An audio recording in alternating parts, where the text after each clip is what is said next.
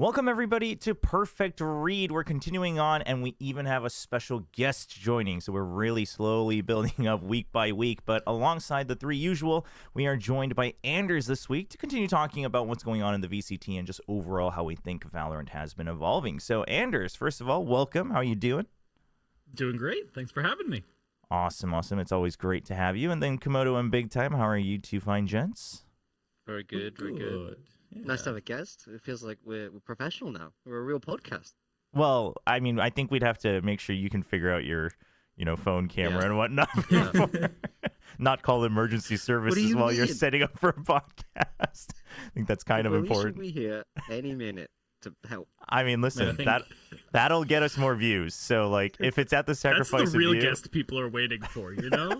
The constable in the background. Yeah. I'll put it out there. You need to be calling the emergency service at the moment for a couple of teams, not maybe yourself. Because let's be real about that. Damn. All right. Well, let's talk about really quickly. Let's just go through for anyone who might have missed them, the matches in Pacific and kind of what happened. I mean, in terms of upsets.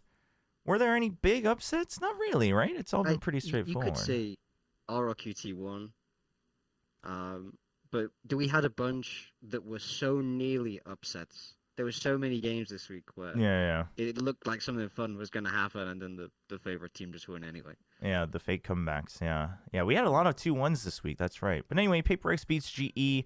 RQ beats Full Sense. KRX Gen G, we might get around to that one a little bit because that one had a lot of rounds.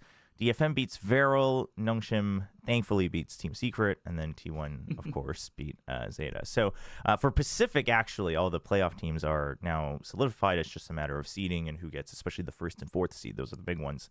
So we'll have to get around to that. But did you have a chance to catch any of the games this week, Anderzz, or just in general in Stage 1 for Pacific? I do the same thing I always do, which is, like, I watch the games that seem the most exciting at 4x speed. Right. That's the way to do it. That's the way to do it. Real ones know. That's the way to do it. And then you just pause for like one or two of the big rounds, right, that you want to review. And then then you're good to go. It's like when you VOD review League of Legends. You just put it at light speed, and you're like, oh, it's a team fight. I'm going to play this at normal speed for the next 15 seconds. I'll right back to 4x. There you go. Yeah, for anyone who wants to get into VOD reviewing for any reason, that's the way to do it. You get used to it. The first time I tried it, I was like, my brain is turning into mush and I can't do this. But then once you get used to it, you like up the speed a little bit and you're like, okay, this isn't enough. Like we go further and faster. So you don't zoomer enough for a Chobra. You got to be. No, that's what it is. Initially, I was like, I am too old for this. I was like, this is too fast for me. But then I got around to it. I learned the art of VOD reviewing. So, all right, cool. We'll talk about maybe a couple of these specific matches in a little bit. But since we have Anderzz here today, we're going to talk a little bit more about some of the more big picture stuff that's going on in the professional Valorant scene as well. And something that we wanted to kind of touch on last week, actually, but we didn't really get around to it. And maybe it was for the better because we now have a little bit more of a pool, is talking about specific agents. And this time around, we want to bring our eyes to Jett. There's obviously a lot of talk about duelists right now, specifically Neon, but the Waylay change now finally coming into play in Pacific as well. And you consider a lot of these things, and teams have been falling into their different default ideas of like, do we still do double duelists? Some people are still doing solo Neon, and then some people are trying to make the Jett work and bring it back. And my big question is, we'll start with you, BigTime, is Jett simply just, we can't figure it out, we're going to put this guy on a comfort agent? I mean, I think there's an element of that to it, right? I think it's hard to say in the state Jett is in that she's like the perfect answer as like the secondary duelist slot. But for me, I like it. I like it when someone picks a Jett. Yeah, I feel nostalgic. I feel like, I'm back coaching again. Wow. Look, it's an updraft. It's I think there's definitely. I think part of it is player comfort, and part of it is because Jett is never like that terrible. Just with the nature of our kit, I feel like, I think she always has this kind of like baseline level of value. So if you have a guy who is a through and through Jett guy and like trying to put him on a Phoenix or whatever secondary duelist is just a nightmare and it's not clicking in scrims, it is such a fast fix. You could easily have everything ready in a week to swap your comps to Jett comps. So I also think, we spoke to Termi on the desk a little about this as well. Asked him about taking Jett. And one thing he says is he knew they were playing against GE. He felt like they might run that double senti. So for them, it was just an answer, just a counter if they felt like Jett gives them an extra wrinkle there. So I think there is clearly a place for Jett, but it's pretty specific in my mind. Okay. Anderzz, what do you think? Like, you were nodding a little bit about the whole Jett's never that terrible idea. Yeah, so it's funny because when you sent me the run of show and I read this question the first time, I like actually tanked on it for probably a good like 15 minutes. And I was like, is it comfort? Because I like, to a certain extent, I've always like referred to it as comfort, especially like with the advent in Yoru and whatnot. And it got me thinking, and I think that the niche that Jett occupies is that she's become sort of the baseline duelist, where she does everything you want from a duelist, but isn't the best at any of those things. Like, she's self-sufficient, but she's not as self-sufficient as Neon or either of the Flash duelists. She has op untradeability, but it's now objectively worse than every other form of op untradeability in the game. She has dive, but it's higher commitment and higher risk than waylays. So she literally has everything, but isn't the best at any of it. So I think it is sort of less comfort at a certain degree, and more if you have a truly just obscene level duelist who does make use of the entire breadth of duelist capabilities, and they can get the juice out of every corner of that, is when she still can compete with the other options. Gotcha. So kind of the jack of all trades situation, but obviously if you maximize, all of that.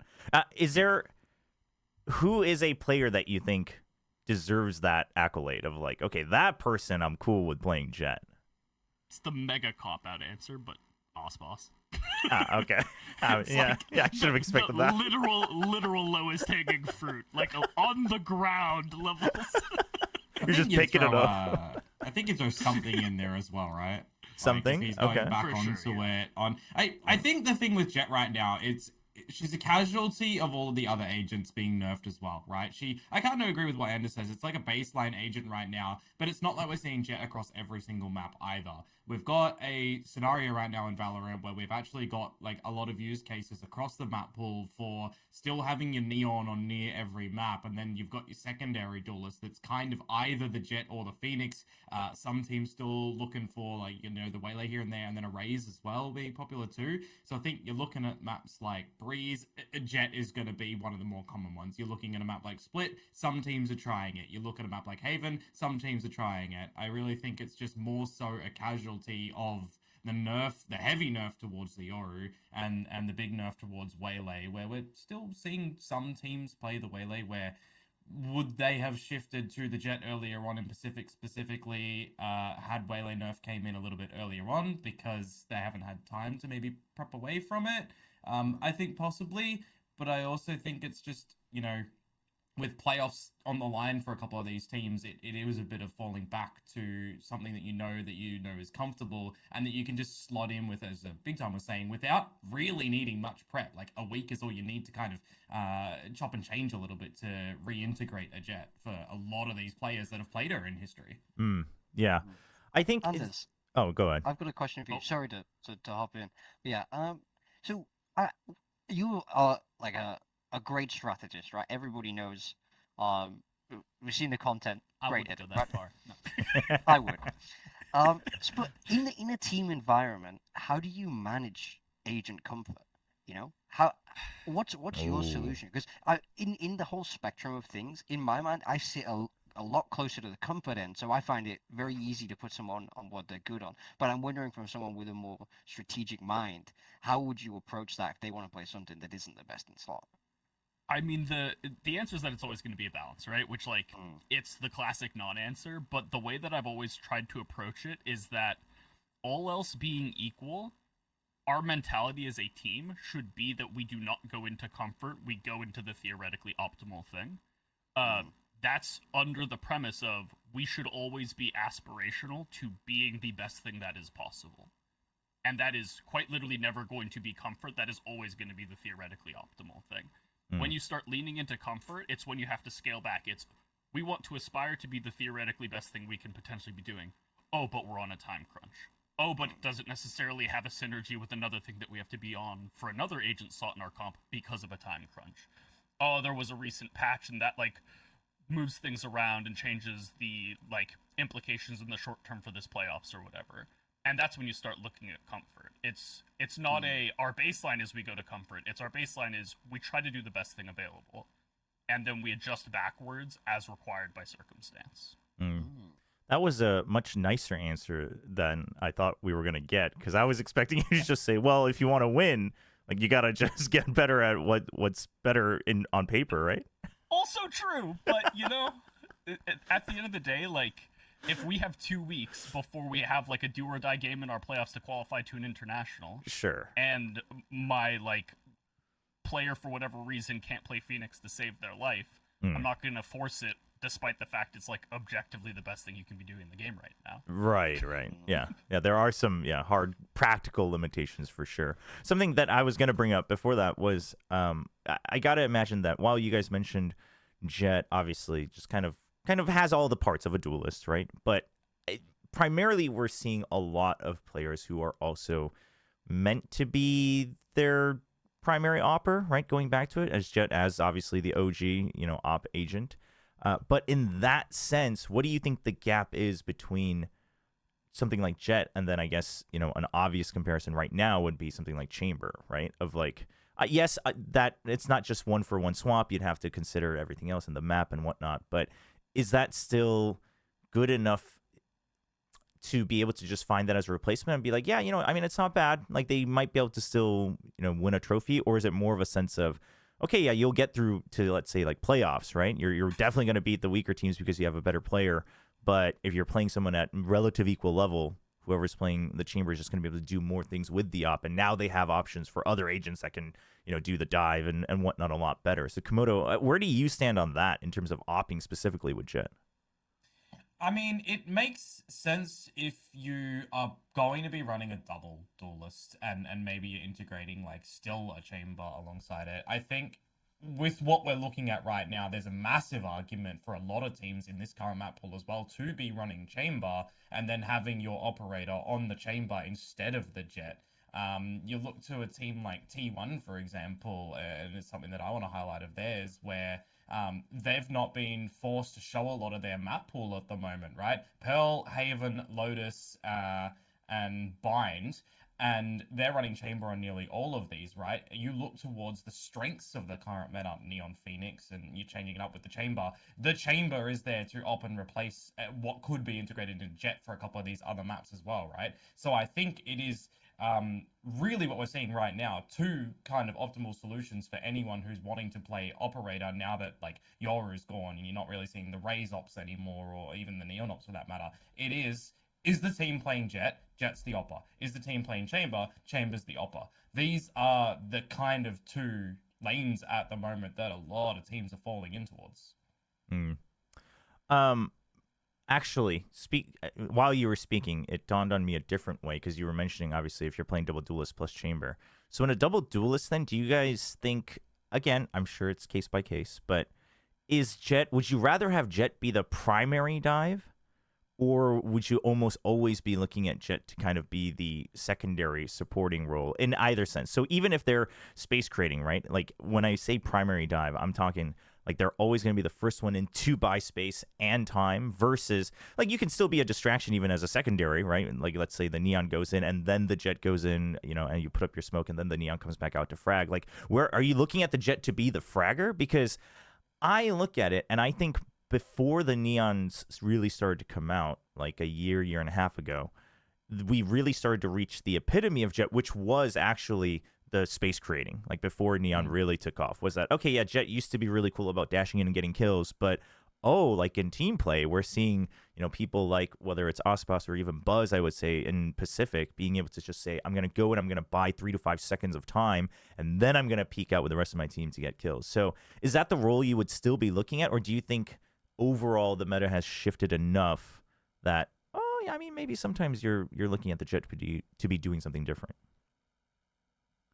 I think right now I'm seeing a lot more strength and use cases for these teams using Neon as that primary and using Jett as a secondary, either, as interference as well, with like distraction on a line that's not following the Neon. So like think I don't know, B side of Breeze, for example. Neon's walling up and ducking and diving throughout the wall. You're getting Jett to go the other way with a smoke or with not to be a little bit of a distractor when the Neon draws all the aggro. So I feel like there's a lot more comfort at the moment for teams on attack to either have the Jett as the secondary or even just switch and the Jett isn't part of the team and is more on the kind of lurk hold as well. If the Cypher, for example, isn't, or your other Sentinel isn't.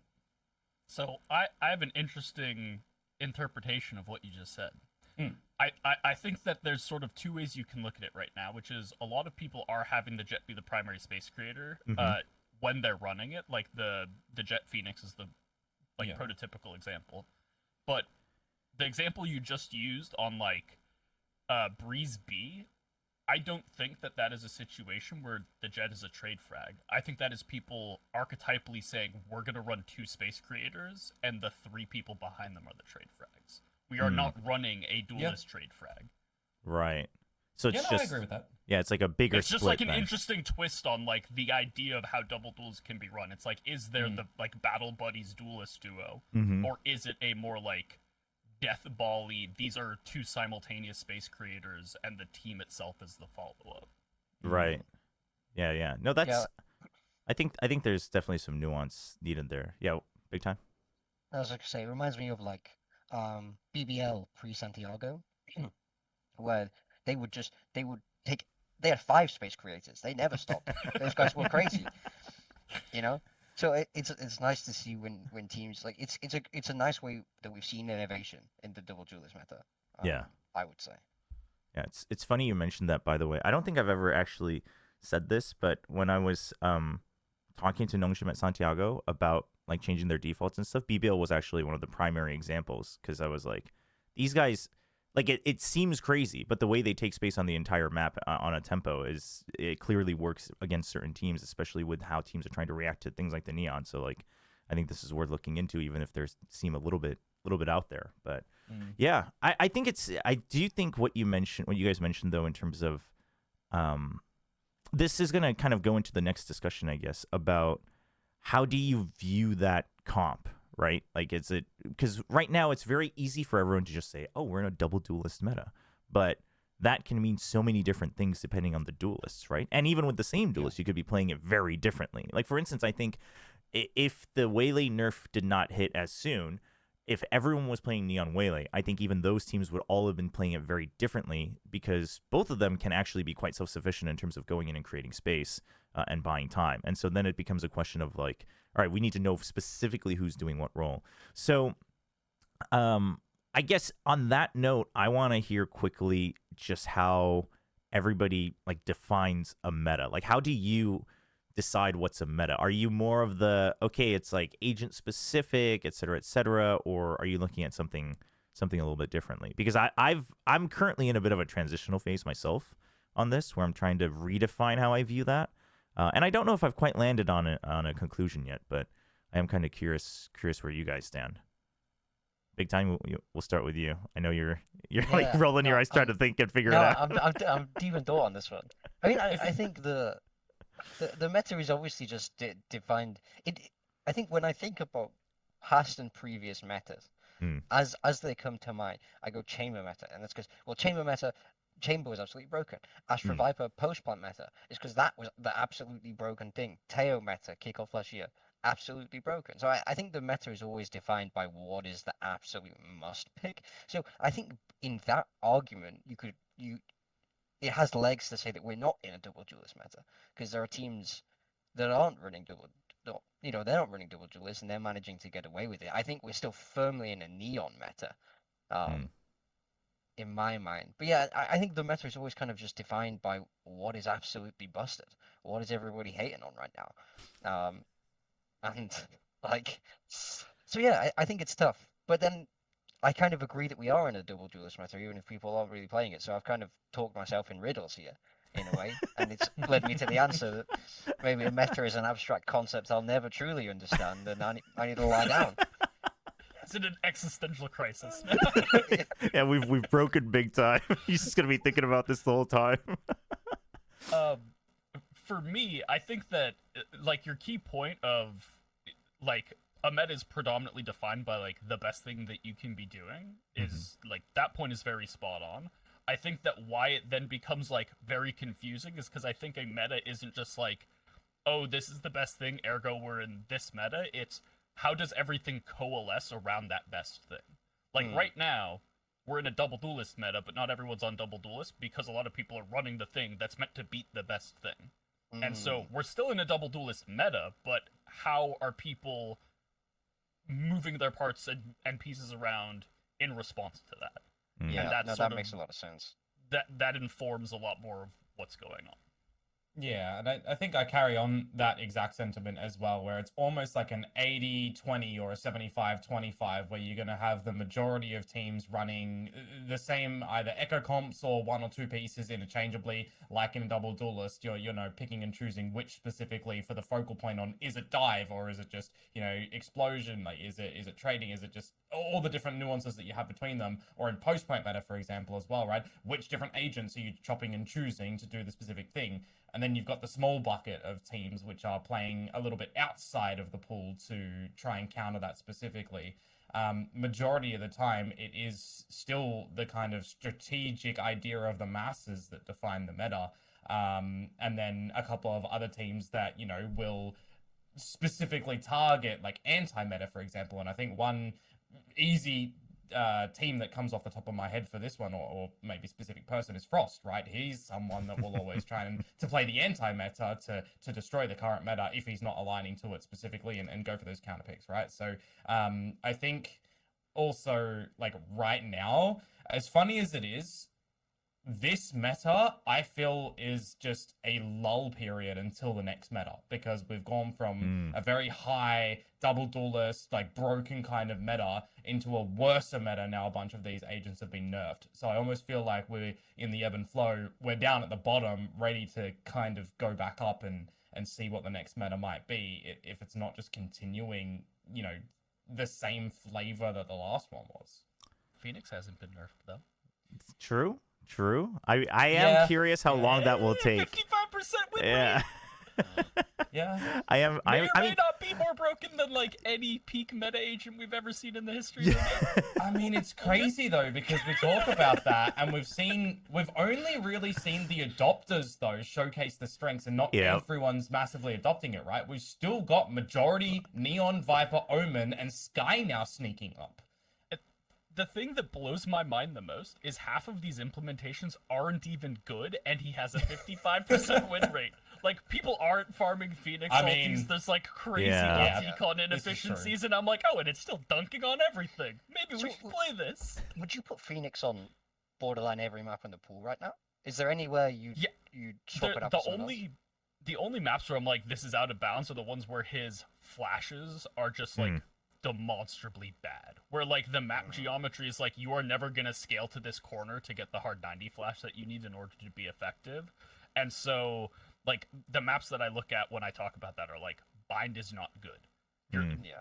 The issue of getting up B long to get your flash value is not going to be a good time for anybody.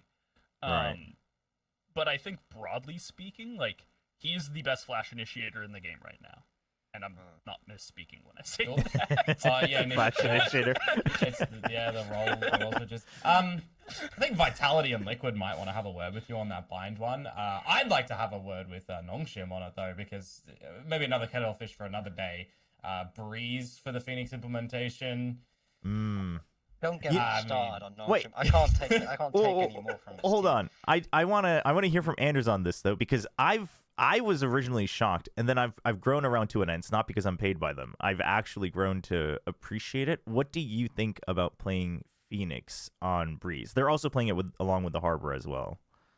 I think he's best in the slot right now. My like flat, if I was on a team right now and I said, okay, like, what do we want to win a trophy with on Breeze? It's a comp I have affectionately dubbed Ultra Slice. It's Harbor, Neon, Phoenix, and then you go Harbor, Neon, Phoenix, Sova, Chamber. And so you have Harbor and 2 forms of slice redundancy across your duelists. So you can drop the secondary controller because you have the gap fill throughout the rest of your comp, and you're just slamming. Okay. There you go. Big time. We'll open the floor to you. I know you. I mean, their ideas on Breeze aren't the problem. I think the comp on Breeze isn't the problem. Okay. I still hate the fact that it's Danby playing it. I hate the fact that Francis is on Neon. After I watched him on that Pearl game against Secret, I couldn't take it anymore. But that's not like I think I understand that they're trying to implement the Phoenix in a lot of places, and I agree with you. I think that's good. I think Phoenix is definitely the way it will shape up to be as more and more teams try it out. But it's just that swap, man. I mean, I feel like I don't have a lot nice to say about Nongshim right now. I was cheering abominably hard for Team Secret to win that game. I think they need a wake up call in my mind. Yeah. What you've just described there as well, Anders, literally is the Nongshim comp. More or except less, instead of the Chamber, it's the Viper. Like that's the only change, right? So Yeah, I think that there's a lot of opportunity to be extremely successful with it, but to Big Time's point, like, are you really gonna take the best player in the world on an agent off of their best agent kind of arbitrarily when you're running it and have it go well? Apparently so. A little bit more debatable. See, but go. Just see the one round where he's gonna be just replay Only this the one round? I could go on all day, but we don't have enough time. He's in the cubby on B long on Pearl. He hears the pressure coming, and he stuns himself, and then they kill him. I was tearing my hair up. Like, it seems crazy to me. You have Danby, like you say, he's the best in the world at this. He's true. Like, listen to every single player interview from Master Santiago, where they're like, all of them are like, yeah, Danby's a monster. We can't stop this guy. He's the greatest to ever do it. And then they went, yeah, okay, play the Phoenix, buddy. But we can move on from this because I'm just gonna sound like a broken record. I mean, yeah, we covered it a little bit last week as well. For one more thing on it, by the way. Sure. If there's anyone in Pacific right now that should be adopting the Phoenix on near every map, I think it's Primi with what he's able to be doing and what he's showcased on it already. Yeah. If you're full sense at the moment and you're not leaning into that, going into this final week right now against T1, by the way, for that first seed essentially, right? And you're not like swapping for this and adopting this in towards playoffs, I think you're missing your opportunity to potentially get your international. Yeah, it's interesting because I feel like obviously it's not an easy thing to say from the outside, but looking at the comps they're playing and Jett Boys' Neon being, sufficient enough, I would say, right? It gets the job done, especially when you have someone like Primi behind you. I think that's like the big thing you have to remember, is that they could fix most of their compositions. I guess the big ones would be the Cypher Lock one, where they're playing the double Senti and Jett's playing the Cypher there. So you'd have to kind of consider like, okay, well, does that really mess things up? But also, I mean, I don't know. I'm looking at Cruz and I'm thinking, I mean, listen, you could still just play any other Senti if you really wanted one, and then just bring Jett back up, and Cruz should be fine enough because Primi's gonna be the one that's fragging out anyway, right? So like that is because Primi's been killing it whenever he does get to play the Phoenix. He has been absolutely farming in Pacific. So yeah, maybe I mean, the Cypher Lock is on what, Haven and Split for them? Yeah, Haven, that's a no-brainer for a Phoenix. And for Split, sure. I mean, you could argue, to change it a little bit to bring it in. So yeah. I like Phoenix on Split, man. I like it, but we'll see. Yeah, well, I think they are also clearly a team that definitely suffered from the patch coming in late in Pacific, because we saw them still playing the Waylay and not just being able to get good value out of it. So we'll see what they bring out. But circling back, go ahead. Sorry. I keep derailing this. When is Ascent coming back into the pool for us? Because it shouldn't be until London. Phoenix no? on Ascent has been around for London, or it's after in for London. No, it should be for London because it's in London? like this week, right, on the lobbies. So yeah, or is it later? It is 2 days, because right? My understanding. Because that's another slam dunk Phoenix. Oh, for sure. That's the OG. Yeah. Well, can I derail the scripts now as well? Wait, hold on. Derail it as well. Yeah, okay. Going into Ascent then, because it's coming up, do we actually think that Ascent is going to go back to the old, true tried and tested 5 agents of the, KO, Sova, Jett, or maybe it's a Neon instead, Omen, and like Killjoy or Cypher? Like, do we think we're still going to get the same, or are we actually now going to finally get something different in Ascent? I sure hope so, and a team should definitely sign me so that we can run Chamber Fights and just have like a 95% win rate on the map. There you go. Yeah, you got your bid in. No, I was gonna say though, if I don't think it stays the same unless the only way you'd be able to keep it the same with the current agents that are being played and how people are playing the game is if you're playing Vice. I think that's the only way you can possibly even remotely survive with a Sova KO. Because the whole point of Sova KO, and Ascent was the best example of it, was that, hey, we can like keep getting information and make sure they don't actually, encroach onto the line of scrimmage before they burst onto the site, and then we can do the same on attack.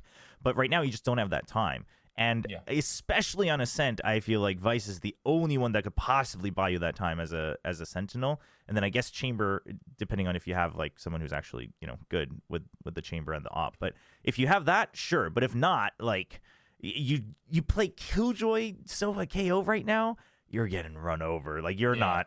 Yeah, you are not surviving anywhere. Like it doesn't even matter if you have mid info because no one's even going to care about mid at that point. Like it just won't matter at all. So surely we'll see something different, whether it's Chamber Vice or not. Veto. We'll see. Yeah.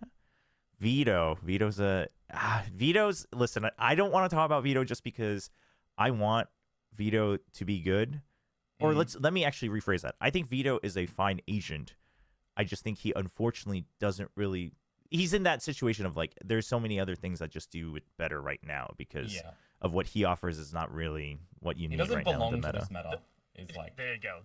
To harken back to what I said earlier, there's nowhere in the meta for him to coalesce and be effective. Yeah. Because I think one thing I was wondering coming into stage 1 was couldn't the Yoru players, if you were playing Yoru specifically for the map presence and op, couldn't you try to mimic that at a different pace with Veto? And I think that's still true. But if you're doing that just so you have that, like a Jett might even be better in terms of comfort and what else you're offering to the overall meta. So, I mean, I was a huge Veto proponent in the off season. I think something that people don't think about enough when they think about Veto is how much he got nerfed by the Yoru nerfs. Yeah, because to your point, how like, they're both very good at like forward space consolidation or whatever. I don't think people are putting enough weight on a huge amount of Veto's value, being that he uses Interceptor to allow a second agent to consolidate a forward line untradeably. Right. And that, like, straight up doesn't exist unless you're going to run Veto Chamber now, which is the only version of it I would really suggest anyone plays for that reason. Like, right. Yeah, no, that makes sense. Yeah, I will just piggybacking off of that, I do think teams who are playing Veto right now and are just having the Veto anchored down with all of their own util on one site, I think that needs to go. That needs to go for sure. So hopefully, game of Alpha earlier in this. Oh no. There were a couple. There were a couple criminal uses of Veto. Week 1 in the Veto versus Veto Fracture series. Yeah. Don't get me started. RRQ on that. and I don't even remember who it was. Zeta. Oh. Yeah. Well, there you go.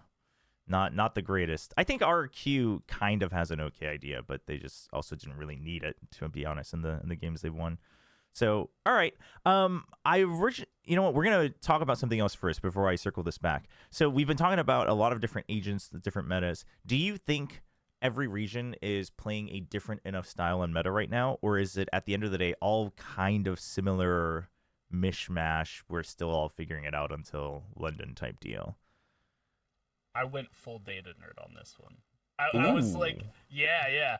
So I do think that it leans more to the back end of what you're describing, where it's a lot of it is very samey. Mm-hmm. Something that I noticed, though, is if you isolate specifically the top 4 teams in every region, you start noticing a very clear bias towards single duelists. And not only single duelists, but this is the part where I was like, oh, this actually gets pretty spicy. I think Sentinel selection might end up being the biggest thing that defines the interregional metas right now.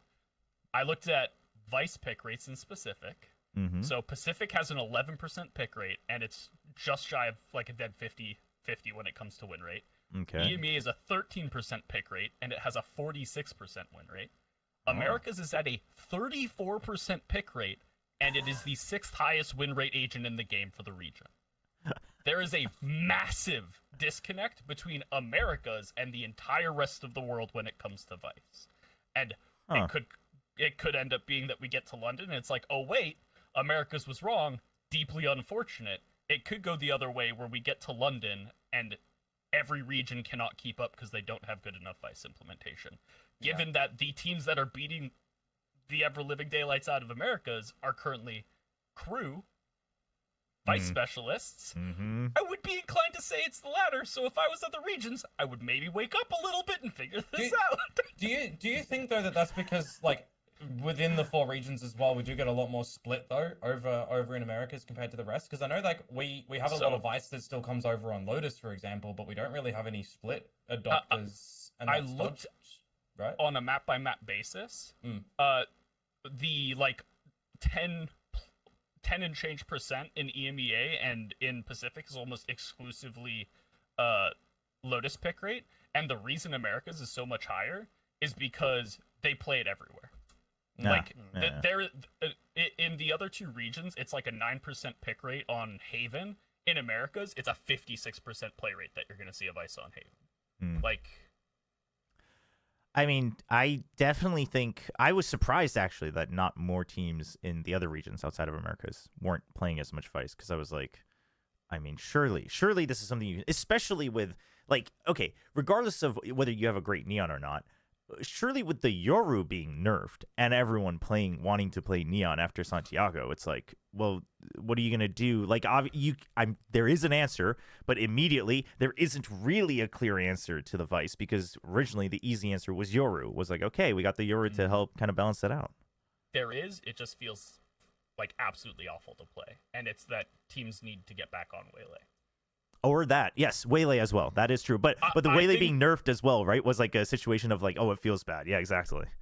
I think it's a negativity bias thing, though. Like, I think teams should still be on Waylay. I think Waylay Phoenix should be way more prevalent than it is, especially as we see more Vice. I do agree with you on the Waylay thing as well, right? Because it's like we've seen the changes to the saturate from auto throw out to be pull out, but you got to remember, like, that was the main thing when it came to the Waylays, right? How often was the dive predicated on using that saturate within it for either you getting the kill on the slowed player or your teammate getting in if you refract out, right?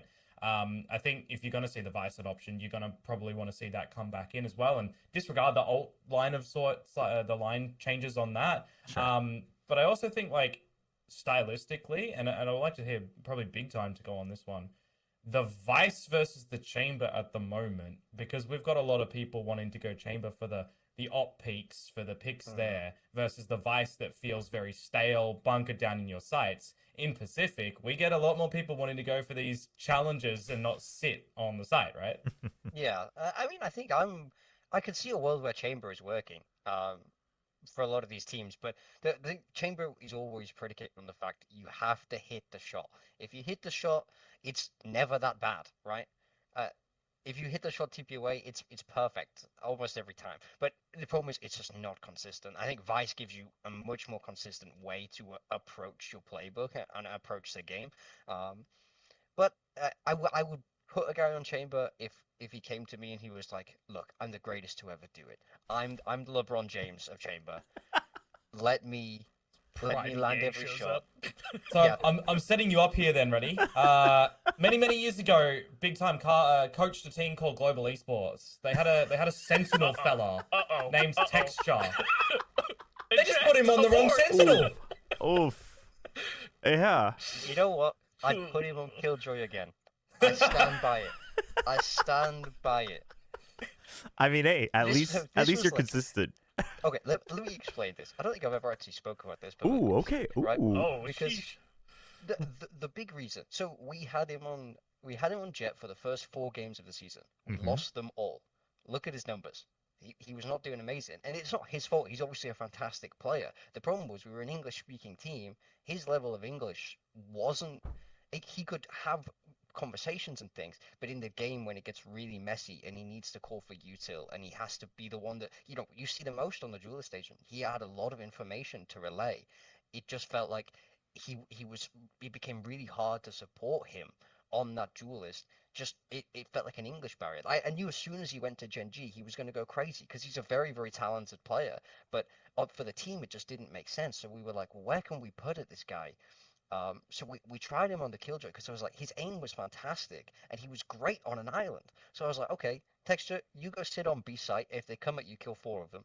And then on the attacker side, he had a lot more space. He could lurk. He could play by himself. The like calls of the pack didn't have to like affect him as much. In the same way, and he was a smart enough player to know when to take space, and he could call people back to him. It was like that. It's borderline anti-comfort in the weirdest way, but comfort for everyone else. That's why we did Yeah. it. He was put in a difficult situation making him play Killjoy. Like I get it. He wanted to play Jett, but it just wasn't working. We kept losing games. Yeah. Yeah. I mean, listen, I will half support BigTime in this because I don't think him playing Killjoy was a problem. I actually think that was quite good. I think it was Pull quite up his good. Killjoy numbers. Yeah. I compare them to his Jett numbers for that. He year. was killing Done it. Yeah, he was killing it. Yeah, I don't think that was the issue. I think there were a couple other issues, but I don't think it was necessarily the texture. Sorry, what were we talking about? We were talking That was about a chamber. That was a I can put us back on the rails. Ooh, So all right. to your point in like the Vice v Chamber conversation, funnily enough, one of the other agents that is consistently in the top 5 win rates across all regions is the Chamber. Right. It is much more map specific than the Vices. Yeah. I think both are incredible. And so like that's why I almost hone in really hard when we're like, oh, are the regions different? Like, is there a very discernible meta right now? I think that the pieces that are sort of forming around the meta that are going to be most important are your Sentinel selections. It makes me very interested then to see like if T1 get towards London, for example, because as I said earlier, I'm using them specifically to highlight. They've only played 4 out of the 7 maps at the moment, and like majority of them they're adopting on this chamber, right? Like Lotus, they're not. They're running the Viper instead for the Omen Viper comp with the solo Neon. I guess that's one of the outliers to your remove the top 4 teams and everyone's running solo duelist, but kind of makes it interesting to see if they'll continue with that or have to shift things up coming in towards London if they make it. Yeah. Yeah, we'll see. I mean, they should be in prime position, Well. but you never know. You never know. But speaking about the Vice and how would you then try to play against the Vice, right? And we were talking about Yoru's gone, Waylay comes in. That is where I want to go Is Yoru back. gone? Well, okay. Listen, Have we seen a single more than one? no. I think it was the only Gen G game, right? That was the only one. It was. And it was not. That was not the example to use. That was Nope. not the example to Any use. hope that there was disappeared in that moment. Yeah. It was a darn shame because I'm with you, Anders, that on paper I don't think Yoru is gone. I don't think If he you is were to gone. He's If not you were playing to do a differently. Yeah, if you were to do a thought exercise where just like imagine that old Yoru was like fully deleted from the game and never existed. If they released current Yoru Yes. as a new agent today, teams would be playing him 100%. There is a 0% like chance that some teams would not Yeah. be on him. It is Yeah. that strong still. I- But like Can I caveat that in saying in Americas, I think that would be a much stronger case than in Pacific, because maybe just because of the Vice, like you're not going to be playing this mass Yoru unless you're maybe putting them onto the op again instead of a chamber to counter a chamber that we're seeing a lot more here. my argument would be like if you are playing Jett, I think current Yoru is still superior. If you're playing like in a lot of comps, I think that the Yoru still edges the Phoenix. I think that teams are just incredibly biased in the way that they perceive nerfed agents. It's very hard to convince a player to play significantly nerfed agent, even if like on a more objective basis, they are still incredibly strong. It just feels bad. Yeah. I mean, and like habits, right? And like you had an internal timer on the TP and having to learn that, which obviously, again, if you're a pro who wants to win, you probably should, but it takes a lot of effort and convincing and whatnot. Okay, so fine. Yoru's still in there, right? The Waylay's in there as well. But my question would be then when you're looking at a meta, is there value in trying to figure out, like, is there more value in trying to figure out how to establish metas in a different light, such as, let's say, similar to a MOBA, right? Or an RPG where it's like, okay, who do we want our carry to be? Like, that's where you focus. Like, where is our power versus overall, like, how do we entry or, you know, how do we defend a site, who plays the op? Because I feel like those are all essential things that happen, that's going to happen in any FPS. But when you start to consider, because there are agent abilities that will, therefore, obviously increase the chances of you winning said most fights, there has to come a time when you figure out, okay, who do we want the main carry guy to be? And I would say that this even exists even a little bit in traditional FPSs, or traditional attack FPSs like CS, where you have a distinction between entries and entry fraggers, right? Like there's a pretty big difference there. Obviously, in a lot of different metas for the longest time in CS, I guess the carry is usually the op, right? And that's your kind of go-to. But even then, then the idea is, how do you funnel everyone into the op, right? I think there's a different angle to take here of how do we make sure we eliminate them as much as possible with the most powerful guy versus how do we break into the site. I think I've got something that's even before that currently that we're seeing a problem, maybe even globally. Before the carry, the entry, the op, all of that sort of stuff, it's the macro awareness on an IGL level. I think that is, towards the current meta as well, a massive gap. So you just think overall, the macro understanding of in the server, obviously not the prep, because that's hard to tell sometimes. In the server, and being able to adapt at the moments when it needs it, in the rounds, pre-barrier drop calls, whether or not you separate the roles between two different people or it is one person. We are seeing, and this stretches across all 4 regions, for majority of the cases, really good decision-making protocols have been winning key rounds. Yeah, I mean, I think that makes sense. What sparks that thought from you, Komodo? What sparks that thought? That's more on vitality. No, it's actually the Gen G and KRX lens that I was looking through earlier on. Gen G KRX, the one where you had 100 rounds to pick from. Yep, I certainly did, because I was theory crafting a way lot before and on what we could see from Gen G and all these different changes, and it sucks that there's an injury for the roster as well. Sure. But I actually really liked Kite being brought into this roster to even get into the calls and fix the fundamental roles to a degree on this roster. And I think the Pearl and the decisions there, and even some of the decisions, a lot of the decisions on just the way that they're rotating and how Kite is getting in the fights, calling to kind of come out of a lot of the fights as well on the Omen. They shifted the roles to better suit him. And it looked like from the outside view as well that Larkia just, again, had another breath. He could breathe in the rounds and actually play the game. True. Now, but do you think when you're watching this game, is that more so because Lakia felt more comfortable, or someone else was supporting him a lot more, or was it more just, all right, everyone's kind of on a comfort and I just call the big picture and we just frag out as much as we can? I think it's a little bit of both, but I think it's more towards the latter. I think the team is just not falling prey to these massive over rotations and this massive burden that players do crumble in, right, as well, because we've kind of seen it throughout the history for him too. When the pressure moments do appear, it just feels like you're going down in the well and there's no one else to help pull him out, and he's just drenched, right? Now, is the right idea for them to have Ash on the Neon as well? You could kind of change this up a little bit if you want texture still on it, but I think him going to the chamber is a good little patch for right now as well. I just think more so Gen G is one of the teams that definitely benefits from a change like this. Okay. On that note of kind of that whole comfort and macro and whatnot, we're now going off the run of show, but I think it's an interesting exercise of, do you think,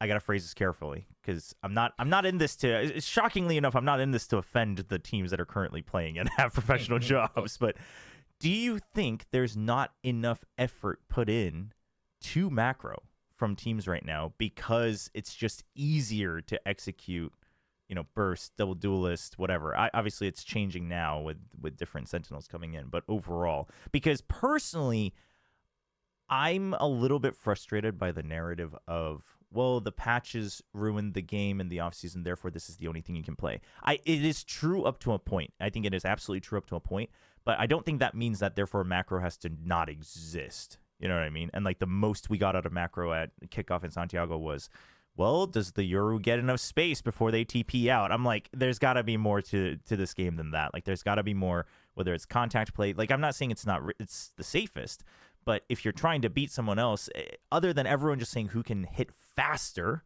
and stronger. Surely there's more to explore here on the macro level. So where do you guys stand on that, Anderzz? Where do you stand on this? I think the operative part of that whole thought was when you said right now. I think that, unfortunately, the patch last year put us in a meta predicament where it is kind of correct that, like, focusing on macro is the lowest EV it's ever been in the history of the game. That said, I think there still is a lot of value in, like, not being awful at macro. I think we were in... if we look at, like, Santiago as, like, a microcosm of the game, the reason that it felt so, like, devoid of advanced macro was because everyone had just started getting in tune with this, like, oh, we're just gonna double duelist, run it down, good luck, have fun, and nobody was really bringing the answers to it yet. If you look at where we've now settled, and again, not to sound like a broken record, but, like, looking at these, like, very Senti forward adaptations to the game, those are now asking questions of these teams where if they don't have developed macro, they're just gonna get folded in half. So I think we went through a short period of time where everyone finally was like, oh yeah, that is the meta we should be playing with the double duelist run it down stuff. Everyone over-indexed into that, abandoned a lot of the more, like, nuanced macro approaches to the game, like advanced rotational patterns that were reliant on high util volumes, etc. And we're only just now getting around to sort of the course correction where they start getting punished again. Yeah, I really agree with you, because it's like, if you run a very simple macro game, we see a lot of the teams do this in Pacific still, where they'll be like super 4-1 heavy and they just try and slam with a lurk. But then all of a sudden, if teams start picking this Vice, there's the Thorns up in the way, and now all of a sudden you've used your util, you can't get in the site, and now you have no map control. And then if you're not skilled enough in the kind of macro of how to understand your own comp and the rest of the map and what's going on, it's just gonna suck. Like I think it took a dip because it looked unstoppable, this kind of like hyper aggro way of playing. But then as soon as someone finds an answer to that, teams will be punished for not having good enough macro again. Like I think it will always ebb and flow in this kind of pattern. Sure. But we'll get there. We're getting there now with people. Yeah, I think we'll get there. And like it's not even like, it's not to say that a lot of these teams like don't understand macro. I think they're all pros at the end of the day. Even if they 4-1, they understand what they have to do if they get stopped. But I think it's also just like a question of reps, of like, if you get the site 12 rounds out of 12 every scrim, you just, then when it doesn't happen in a match, you're like, oh wait, what happens there? It takes a moment for it to like kick back in for these players. So I just think it's like a little bit out of practice with macro. I wanna play devil's advocate on a little bit of it, because on the weekend that just went for Pacific, saw a couple of appalling decision making from a bunch of different teams and individual players and such. Like, how are we consistently losing thrifties and 2 versus 4s and 2 versus 5s, just getting caught out with knives out, like running around the map from things we've seen, round after round after round, and we're in 2 versus 1s and we're going one at a time. Like, it's these. This isn't even macro to a massive degree. It's like the individual kind of awareness, or even the team calling in those sort of parts of the rounds as well. It's like last weekend had so many of them. I'm just losing. Well, not maybe losing more of my hair. More of my hair's gone grey. Like, it's crazy. You think, Komodo? You think that's a specific problem that they might pay for? Okay. No, it's definitely biased in terms of like my awake hours and seeing Pacific more than the other regions, that I just get a lot more coverage of it, because I'm sure it does happen like globally more as well, where we do get someone going nuclear and having a hero round, or in a round where you got a 4-2 up, where one player makes a sloppy move and then the rest of the team feels like individually I need to pick it up, or even occurrences where someone's having a really bad game and they just keep trying to do something individually to bring themselves back up, and it's just a detriment to the team in the end, because they have that, we've all been there, you have that gut feeling you're not getting the frags, you got to do something, and then you just start tripping and tripping and tripping, and it keeps on rolling in towards your opponent's favor more so than trying to help the team. Overall, then, just now that we've talked about kind of where we think it's headed and what we're seeing different regions and maybe specific teams do, are there any current teams, whether it's the IGO or the coach or not, it doesn't matter, but are there any current teams that you think are definitely ahead in having good reads, even if maybe they're not playing what you think is most optimal, but you're just like, I trust these guys to be able to figure it out because of what they're trying or what they've shown us so far in 2026. In teams that stand out of like, if for anyone, Crew. Yeah. I think Crew, like, it's crazy because if you had asked me a week ago, Minnie actually asked me this question on one of the co-streams that we did together, and he's like, if we ran an international tomorrow, who do you think would win it? And at the time, I answered MIBR, and I think after this last week, my answer is Crew. I'm like, I don't know who would even contest them currently. I think they're like that. But it's the combination of all the things you just said, while also having, in my opinion, the best meta read I've seen from a single team across all of the maps that they've shown. Right.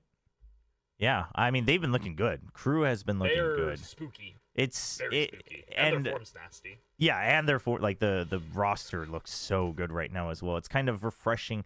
Again, we don't know all the details, but it is refreshing that someone like Sadak can kind of have his heyday again, hopefully, like as it's building back up, because it's like that's what he was praised for when he was on Loud, was the reads, the calls, and he had the mechanics. Like he was one of the more OG, like fragging IGLs. He has the clutch, suffers a little bit in EMEA, but now he's back on home ground and he's looking very, very good. Alongside the, I mean, there's so many. In a way, there's a lot of redemption stories on this roster too. I think that's cool. You know, like Mizera and Les as well. So very, very cool. You know, I think the. Oh, go on. I was going to say, I think as a region, Americas is ahead right now. Absolutely. I like, this is the most scared we're Pacific biased, right? 3 out of the 4 of us here. So, but this is the most scared I've ever been for Pacific going into an international event. When I watch these Pacific games, and then I watch like anything from Americas, I'm like, oh, we're gonna get pumped. I feel like the top teams in the Americas are just leaps and bounds. EMEA suck, and they always suck. So we don't talk about them. I mean, you're not whoa. Can I rebuttal that, because what I was gonna say is actually, and I'll you know, change the name of Morgan's face right now, your brother's team. I actually would love to see like Foot versus Crew at the moment, because they are both dominating in their identity and their different style that they're playing in this game in right now. And Crew are looking phenomenal in Americas. Maybe disregard the first Sentinels game, but to a degree they still got the victory, so that's good, you know, right? Good on you. But I think, you know, they're taking this whole Vice meta and they're showcasing the power in this, right? Conversely, you're looking towards a team like Foot, and we're getting the Neon Waylay or the Waylay changes, and then you're getting the Neon Rays, which is bringing a different identity towards that one, and you're piloting that to then, you know, adopting the Jett here and there, even on, you know, your Haven and Breeze when the map pool changes. They're attempting a Phoenix as well, and it's looking here and there, but it's early enough that they can adjust that going to the playoffs, right? I actually really think right now it would be a sick series to see from different identities clashing between these two teams, and who is going to be able to, for my macro read bias, I love smart decision making, which team would be able to showcase, you know, better solutions in the game. Okay. I will, since we've all taken our turn in saying that Pacific's in trouble now, I will give a little shout out to a Pacific team and say I think I'm very optimistic for T1. Now, I am scared to say this because every time I've said this, they've looked terrible afterwards.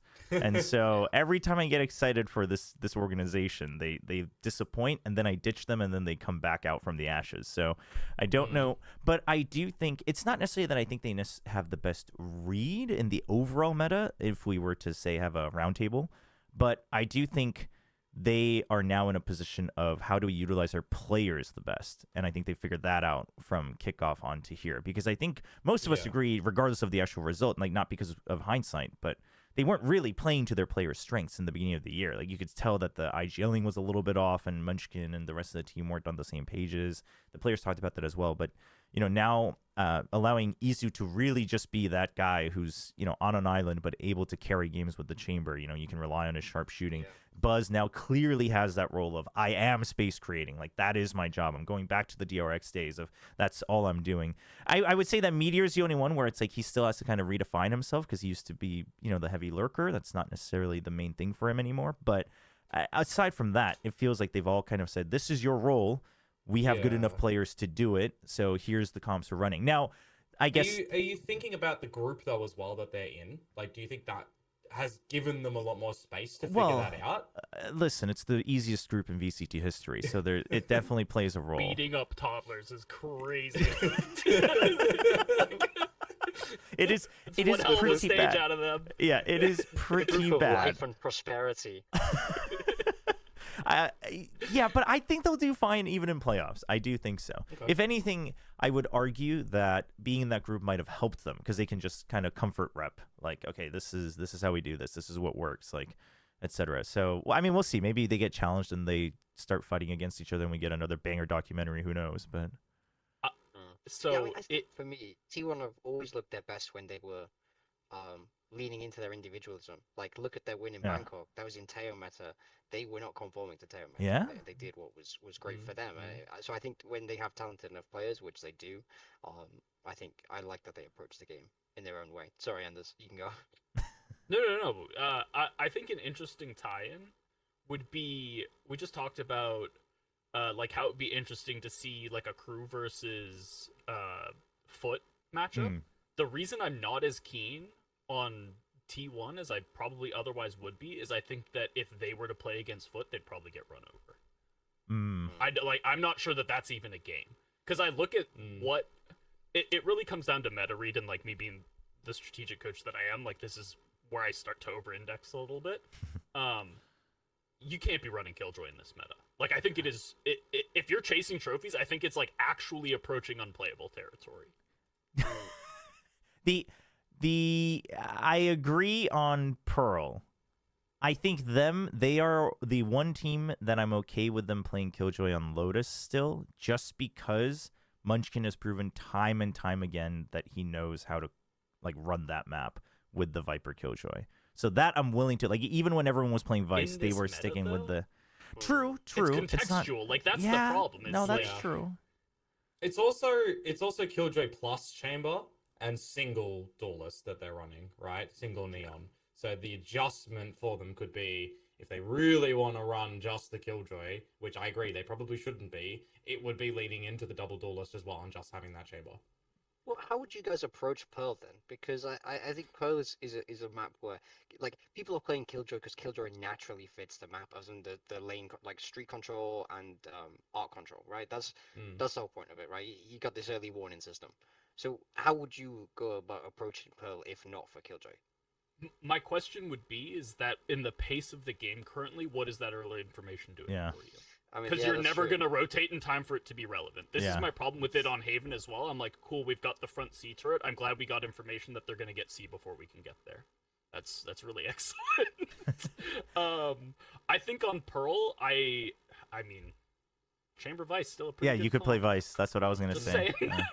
Yeah, because I think, though, obviously the idea would be that if you have a chamber, that you're able to take aggressive control of one side of the map anyway, right? So that should already make it a lot more natural for you to be able to give up a little bit somewhere else and still have good coverage to make those rotates or to get the flank a lot stronger. So I will say, the reason I agreed with you on Pearl is because I definitely don't think their opponents in this group have punished their Killjoy enough. Like, it just sits there, and it's like, well, then it's free information. Like, we know they're not mid, but if it gets destroyed within the first 40 seconds, now you're in a little bit of trouble. And whether they run it down or they rotate, now like even the chamber might be in trouble, because you're like, well, did they push? Like, did they not? Like, we're not sure. So I agree with that, but yeah, I guess so. We'll see. The Lotus will be an interesting, because I don't think that Munchkin plays around the Killjoy for info on rotations. I think he mainly plays around the Killjoy for the Viper to then delay. Like, that's how he's always operated it. And I think that could still work. I think that could still work on Lotus, but maybe not. Maybe, like you said, if they play against another team that has a better pace and read on the current meta, they would just get run over. And then they'd have to switch. So I think it's also a case that, like, they've got Izu on the Killjoy. Yeah. Izu on Chamber has kind of been nuts. So I kind of want to just trade that out. Yeah. Trade offer? That. I kind of want to see that. I'm someone that doesn't like Chamber, like, personally, right? I will admit when I see some good Chamber, and I kind of like Izu's Chamber. When he hits his shots, it always does come down to having to hit your shots on the Chamber. Of course. But if there's anyone that can, maybe consistently, Easy. He's been very good. He's been looking so comfy on that agent. So surely we'll see them lean into that for sure. Okay, so we talked about the metas, different reads, different regions. Then let's make some early predictions. Who do you think is going to London? You don't have to give us like 3 per region, but give me like 2 to 3 that you think I are have 3 for per sure. region, don't you worry. Okay, all right. You've got all 3 per region. All right. Well, then let's try. If you're not comfortable, that's fine. But let's start with Komodo. Who do you think is going to London? Yeah. Crew's a shoe-in. If we're starting with Americas, I still think MIBR should be going through from over there. And I'm tossing up between a Sentinels and a Leviathan. I'm gonna go with Pacific bias and say Sentinels because Ewok. Even though you've left us, I'm gonna go for you. EMEA. I'll start the speed run. Foot, Liquid, and BBL. I think BBL will bounce back. Wow. For CN. Fnatic. No Fnatic. That's my hot take. Crazy. Is that specifically because of the roster swap though? Is that part of it? Oh, no? the Caj one? Yeah. Slightly. Okay. Asked so me you a just few did days ago. Asked me before the last Fnatic series if I would have picked them. I would have said yes. After last Fnatic series, Okay, maybe fine. 50-50. All right, moving on. Yeah. Sheila, EDG, and JDG. I'm not even saying all gamers here. I actually think JDG could be a bit of an underdog to come in from CN here. And Pacific. Can I just say, like, I would really like to see new Pacific teams go. I want to see GE. Like, I want to see Full Sense. Those are the 2 I really want to see. Do I think it's going to happen? Maybe not. KRX, T1, and PaperX is the easy answer, but I would love to substitute one of them for a Full Sense or a GE. Okay. All right. Anderzz, we'll go with you next since you had it all prepared. Yeah, so Americas I have Crew, and then I even have them like ranked in order I think they're gonna go. Ooh. In terms of like, I think you've got Crew at the top of Americas. I think you've got Levin, MIBR, and a push. And then Dark Horse wise, I think like G2 Sen and NRG could all upset potentially. But NRG especially, I think it's super unlikely. Sen's found their footing and they're looking good, but like the matches where they've looked good were relatively soft, so it's hard to tell. G2, like, they are clearly growing into their meta read, and while I don't think it's an amazing meta read, the novelty factor alone might scam them their way there. So that's what I got for Americas. For, I think you went EMEA next? Yeah, EMEA. I have Fnatic, Eternal Fire, and TL. I don't even have Foot going.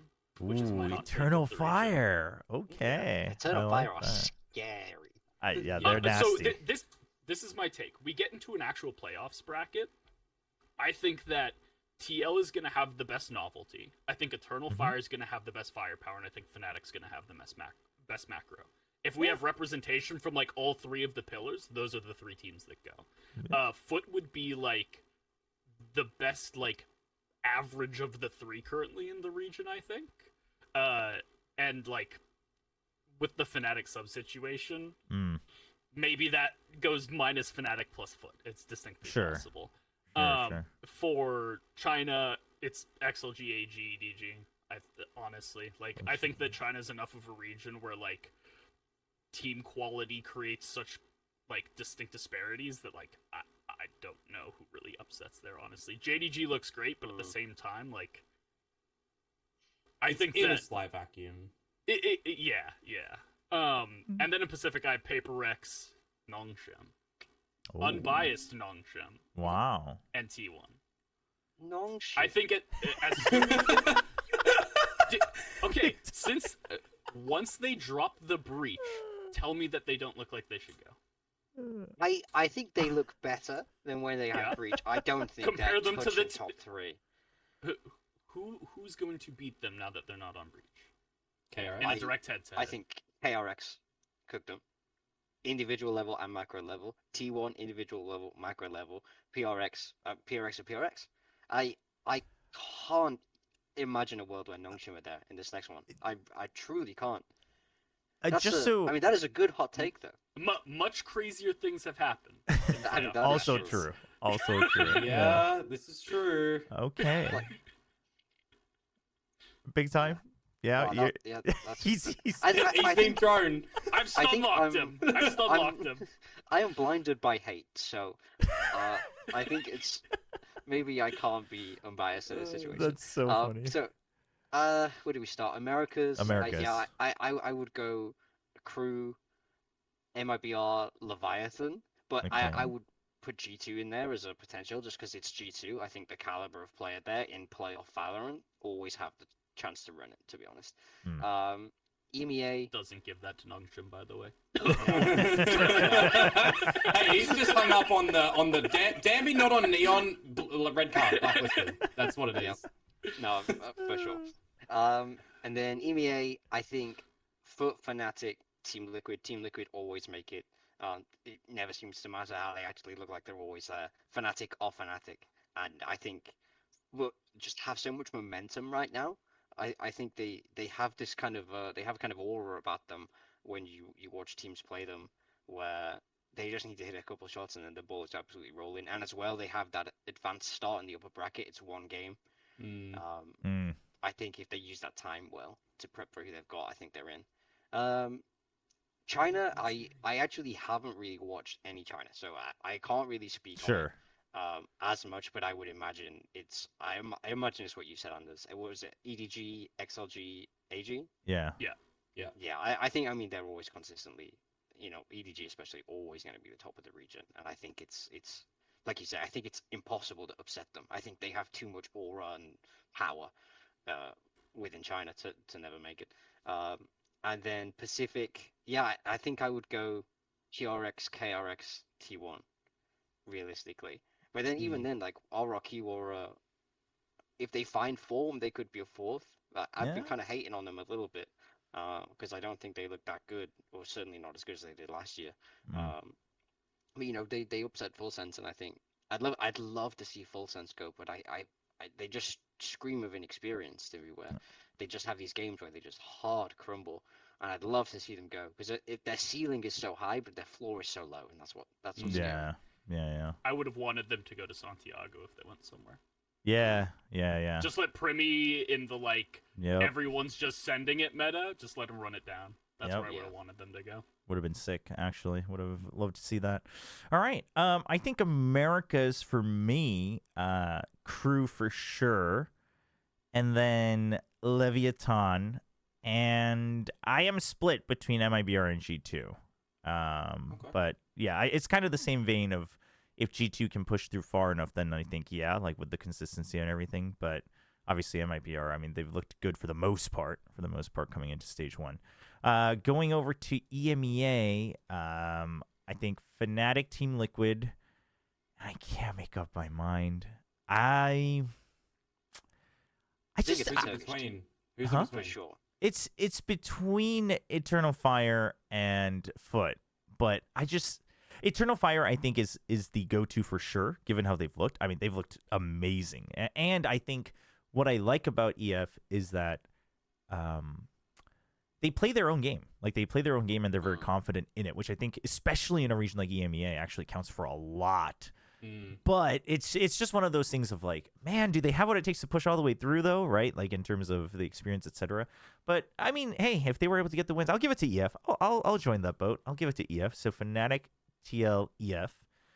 China, man, none of you guys are Tai Lu believers.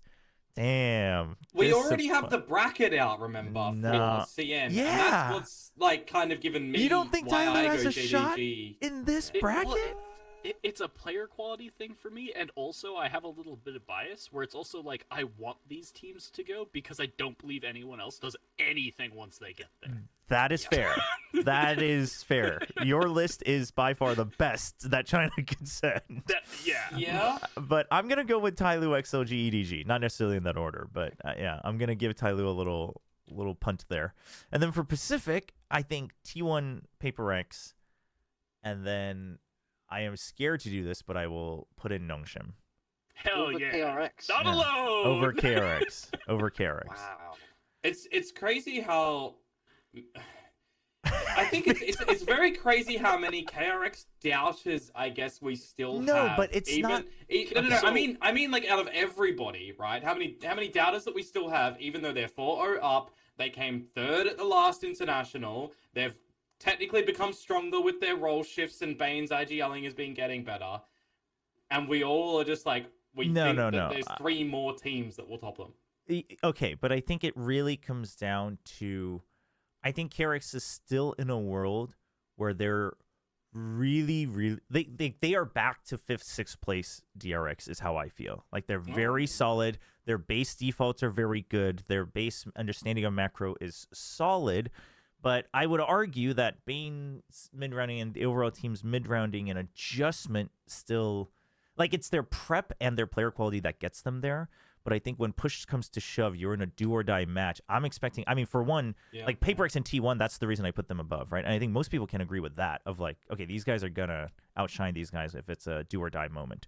But I also think style-wise, the Nongshim players prefer that type of play, of like, we play our own game when the time comes. And then we can run it down against these guys. But the one caveat I will always give is if Hyunmin's on it, like they're going in first seed. If Hyunmin's on it, like no one's stopping that team. But how much he seems to be a little bit more loose now. It used to feel like he was always like, hey, I'll do what the team needs. And he was good enough. Like he was so good at that. But if they're now in a mode of saying we got to get there, Hyunmin, like you make the calls, like do what you need, then maybe. Because I think he's good enough to do that. I really rate him as some of my top, if not top 2 prospects in the world. But do they give him that much of a leash, right? Or do they kind of still say this is our playbook? I'm gonna say something here, and none of you are allowed to answer. This is for community to give feedback on this. You've said T1, PaperX and Nongshim, so no KRX. KRX go 5-0. That means they're first seed. They're not getting through, right? Yeah. Boom Esports stage 1 last year. Yeah, okay. Yeah, possible. There is a world. All right. Well, we had quite a few overlap. BigTime's still deep in thought about the Nongshim. He's still hung up on the Nongshim. Do you guys think the Nongshim player quality is good enough to run a playoff bracket? Hey, I don't think that they'll. Especially like what would happen? How much would your perception change if they flipped their duelists? I would feel much better if they flipped the duelist. Like, I was watching this game against Team Secret, and Danby was getting kills, but he was getting kills on Phoenix, and I feel like most good players can get kills on Phoenix. Phoenix isn't the hard part. Neon is the hard part. And I just felt like watching that Breeze game, especially, they got double pistol and a bonus, and Secret, in my mind, were the better team, I think they should have 2-0'd them. So for me to see a team that, in my mind, really should have lost 2-0 to Team Secret, to then put them to go into London, feels like a big stretch. And, I think there is incredible player quality there, but I think it's taken a dip since Santiago. They've got GE next as well. Yeah. That will be a good, it'll be a good test. barometer of where they're at. I have them losing that match, but I've had them losing that match since the beginning of the stage. You have them losing that match and then running the lowers? I think they can run the lowers. If anything, I think they're almost better off running the lowers to get more reps and to build up. Hot take. What if them starting in lowers gets them to flip the duelists?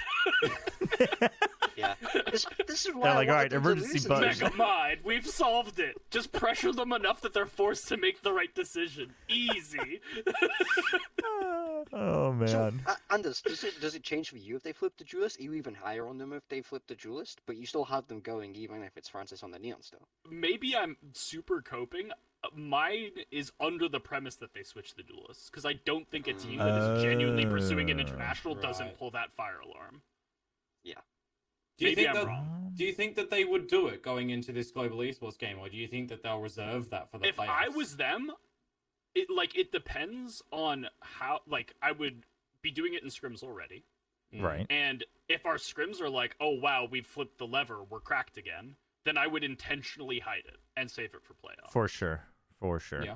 Especially also because, like, given the record they have against Frost, Frost had already cooked up things for Donby's Neon a long time ago. So there's no point in showing other teams how to do it. Like, it's better to chalk it up to, oh, it was Francis Neon, like, That's just too bad, and then you move on. But listen, I agree that I would like them to swap the roles. Now, having talked to the coaches, we talked about this a little bit last week. Having talked to the coaches, I am willing to put my faith in them still, because I've always trusted this coaching staff. And the explanation they gave me, I'm like, okay, you know what? It's actually it's a very similar theory to why I would have put Francis on Phoenix. You guys just have, you have a different read on what's going on in the team, so that's fine. From the outside, I would agree. Swapping those makes a lot more sense, but we'll see. We'll see. Maybe they will lose and they'll go to the lower bracket. Maybe they'll switch it. Maybe they'll put RB on Neon. Who knows? Maybe they'll send Domby back to his original Killjoy. They're not my top 3 anymore. All right. Well, there you go. I think it seems, especially America's, crew, which would be so exciting, by the way, to see them at a Masters again, both the brand and the players. That'd be so sick.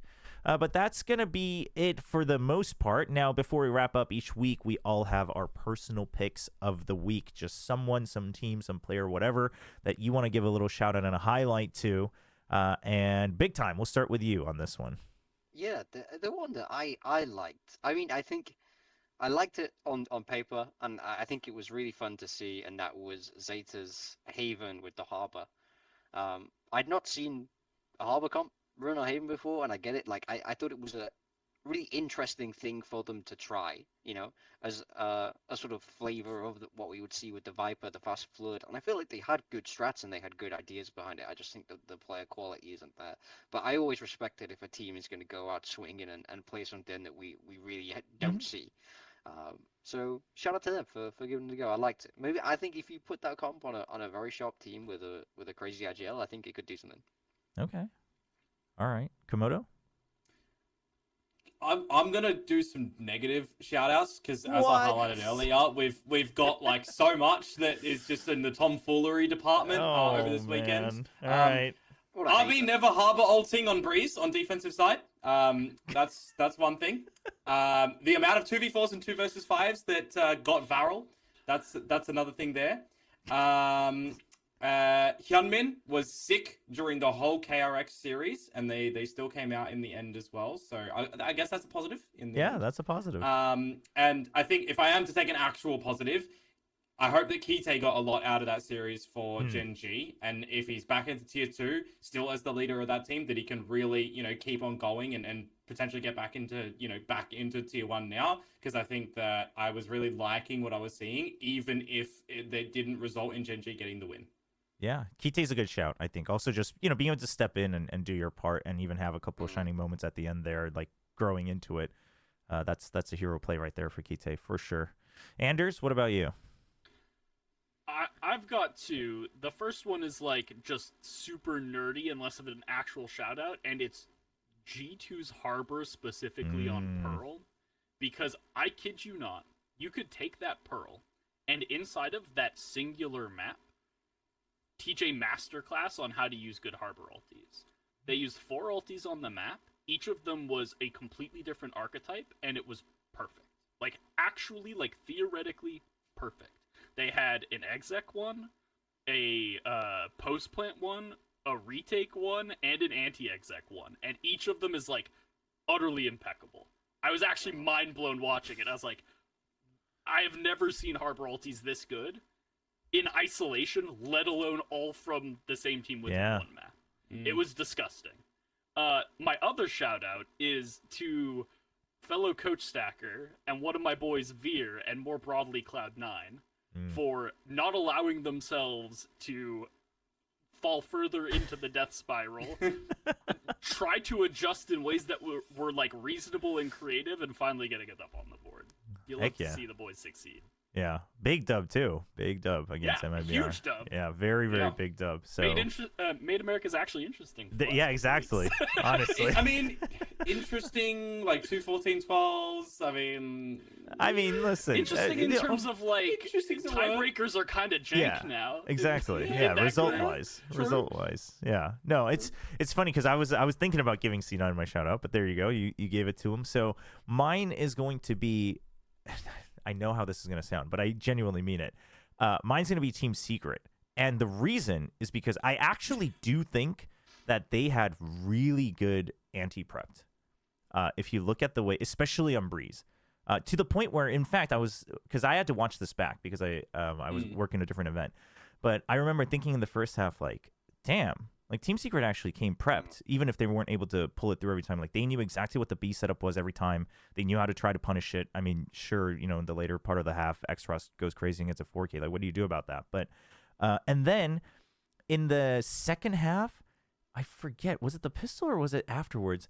But there's a replay that comes through, and literally the Nongshim boys at the end of the replay, you can hear them saying, all right, we like fought off their ante well. So like they felt it too, that Team Secret came with good prep. So I want to give them a shout out because I think a lot of people would just look at that and be like, well, they almost did it, but they didn't. They were the weaker team, of course. Like Nongshim got away. But honestly, if let's say they had a couple more weeks with Zeus or whatnot, it could have been a different game. So I think there's value in pointing out the good effort that was put in for sure, and that the direction was good. It's unfortunate circumstances for them as well. But for one more thing on that, I think Team Secret has showcased to everybody that you need to be way more proactive on defense fracture, because Nongshim just gotta fix that. Just in general. There's a lot to work on that. But all right, that's gonna be it for this week. Once again, Anderzz, thank you so much. I know it's very early over there, but any shout outs you want to give, any little shouts for where people can find you, what you're up to these days?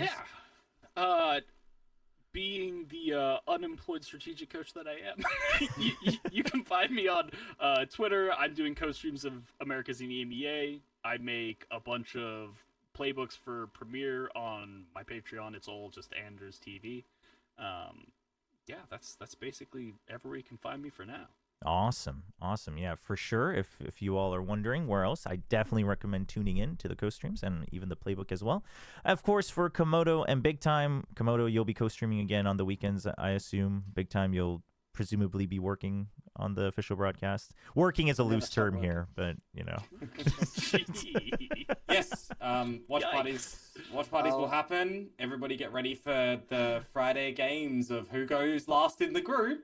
Oh yeah, that's a terrible day. terrible day. Just give me something interesting, please. Yeah. Like I want those games to have life, if I'm to put it I in think one sentence. I think the Vero Zeta one for sure will, because that's about your first win, some right? Proverbial breeze ISO, Okay, there you go. I'm down. I mean, it worked for C9. Yeah. That's what I'm saying. Yeah. Just swing for the fences if you're already For sure. For sure. That hidden wild card. That's going to be it for everyone watching or listening. We are on Spotify now as well. So if you haven't caught on to that, you can subscribe there if you'd rather just kind of listen to us on the drive or whatnot. But of course, we'll be back next week with more Perfect Read, breaking down everything that's happening in the VCT space strategically. And for now, we will see you next time. Have a good one.